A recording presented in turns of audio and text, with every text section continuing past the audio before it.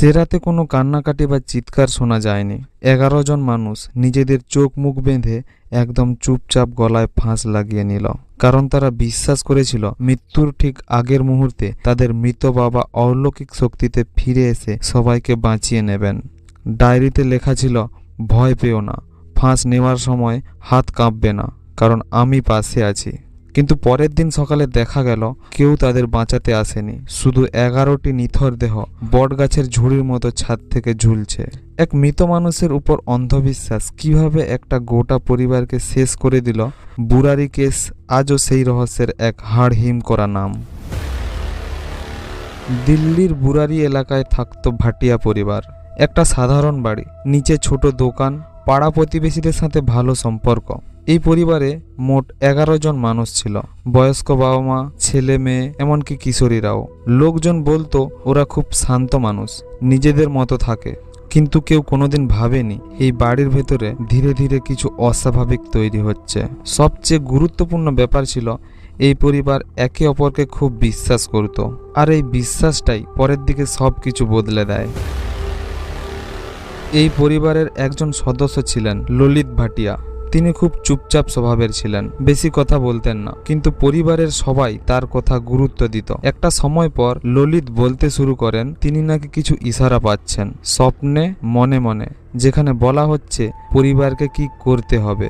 তিনি বিশ্বাস করতেন পরিবারের মৃত একজন বয়স্ক সদস্য তার সঙ্গে যোগাযোগ করেন এবং তাকে নির্দেশ দেন। এই নির্দেশগুলোই ডায়েরিতে লেখা হতো।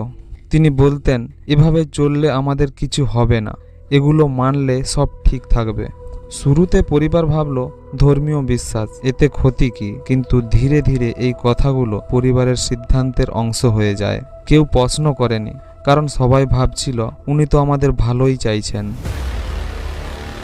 সময়ের সাথে সাথে বাড়িতে কিছু নিয়ম তৈরি হয়। এই নিয়মগুলো লেখা থাকতো খাতায়। কে কখন কথা বলবে, কে কোথায় দাঁড়াবে, কি করা যাবে কি করা যাবে না। এই খাতাগুলোতে বারবার একটা কথাই লেখা ছিল, এই নিয়ম মানলে পরিবার নিরাপদ থাকবে। প্রথম দিকে নিয়মগুলো অদ্ভুত লাগতো, কিন্তু কিছুদিন পর সেইগুলোই হয়ে ওঠে দৈনন্দিন জীবন। এটাই সবচেয়ে ভয়ঙ্কর ব্যাপার, কারণ যখন কোনো কিছু রোজগারের অভ্যেস হয়ে যায় তখন সেটা নিয়ে কেউ আর প্রশ্ন করে না।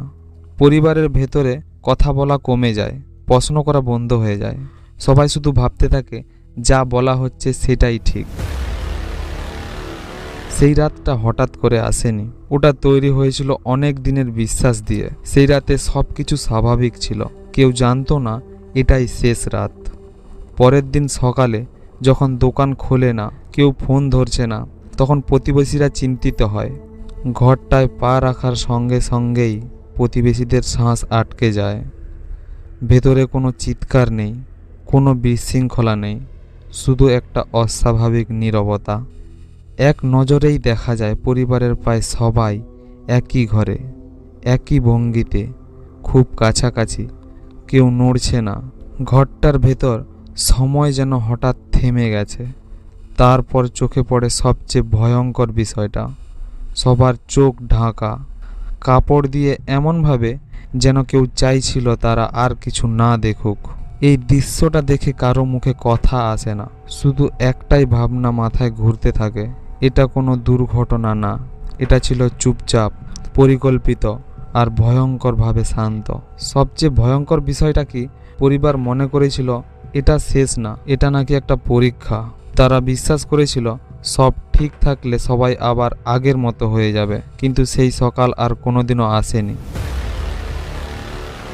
বুরারি কেস আমাদের একটা বড় শিক্ষা দেয়, সব বিপদ বাইরে থেকে আসে না, কিছু বিপদ চুপচাপ বিশ্বাসের ভেতর জন্ম নেয়। প্রশ্ন না করলে ভুল বিশ্বাসও সঠিক মনে হতে পারে। তুমি কি মনে করো, এটা কি থামানো যেত? কমেন্টে জানাও। এই কেসটা আমাদের নীরবতার ভয় দেখিয়েছে, কিন্তু যদি খুনি পরিবারের ভেতরেই থাকে, পরের এই কেসটা আরো ভয়ঙ্কর।